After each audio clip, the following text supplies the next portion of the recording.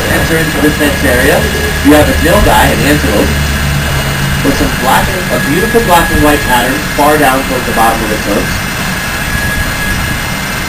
Now because the head is down on that nilgai, I can't tell whether it's a male or the female. Actually it's the female. The male has some very sharp pointy horns like a bull on his head. You're going to feel the train making a turn. When you do, you're going to have a clear-cut view straight back of this exhibit. The animal you're going to see most here is the Formosan sika deer, an animal that does not exist in nature anymore, and that we have one of the largest herds in the entire world of. The only male is the one with those humongous antlers that are about 2.5 feet tall. Good job.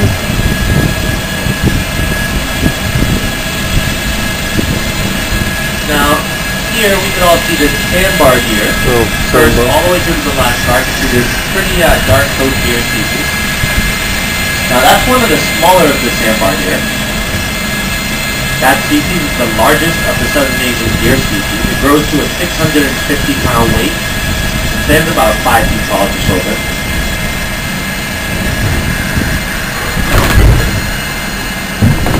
You're going to see some more sandbar deer on the far right-hand side here. The male, the one with those humongous antlers. Those antlers are the reason that we have to wrap our trees in wire. They actually scratch the bark off the trees and kill our trees.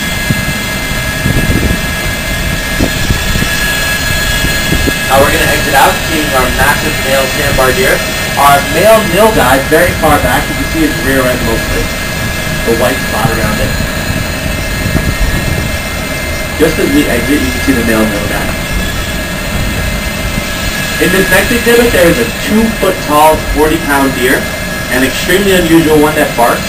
On the right side of that turmeric tree, straight back where the rock is, where the exhibit gets deeper, there's one laying down there. See if we spot a second. That one, oh, here we go. 2 right in front of us, in the very first car. Now you can see the male, he has those antlers on top of his head about a centimeter. For those of you in the middle cars, directly in front. This animal barks like a dog once again. That's how it got its nickname as the barking deer.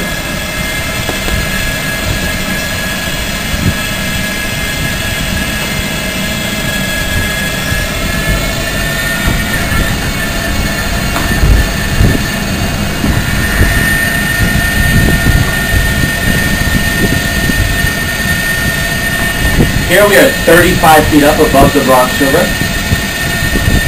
The river is only about 3 feet deep, so this is a good opportunity to see right down and through it.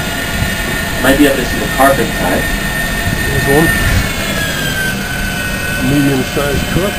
When we make our way across, on the immediate left as we enter into this exhibit, there is a Himalayan tar female, a close relative to the wild goat, its species. So look down towards the left, for those of you in the later and last cars entering in. Now, the females have a very light and beautiful coat. Their necks will be visible to us.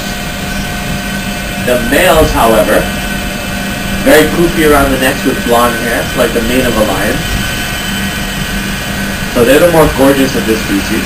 All of these animals are known for being some of the best climbers around. We've not yet seen them too well. They have a rubbery material on the bottom of their hooves. This beautiful tree right here, changing colors on the leaves. Don't miss that, senescence.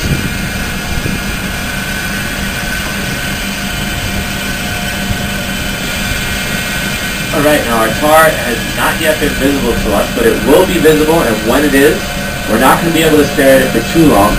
We'll have to shift our attention to past this thick tree here.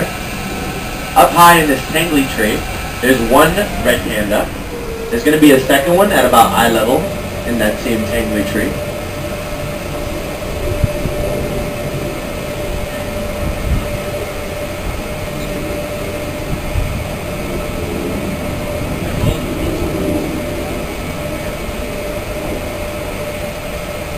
Now, they're known as the fire fox in their native region. They're from Burma, but also Nepal.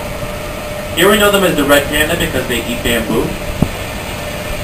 They're actually in the exact same family as a skunk.